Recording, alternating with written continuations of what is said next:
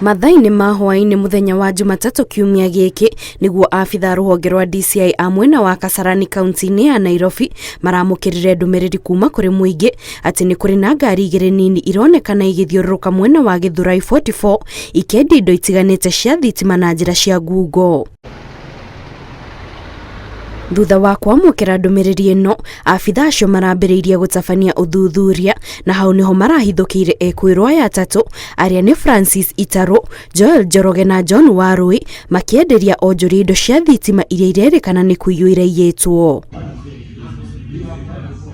Thutha wa borithi guthurima ngari iria atatu aya marari nayo marakorire indo itiganite ta laptop, charger cia laptop, mithemba itiganite ya cabi iria ingihingura mirango ngurani, indo cia gubunja nyumba o hamwe na namba cia ngari cia maheni.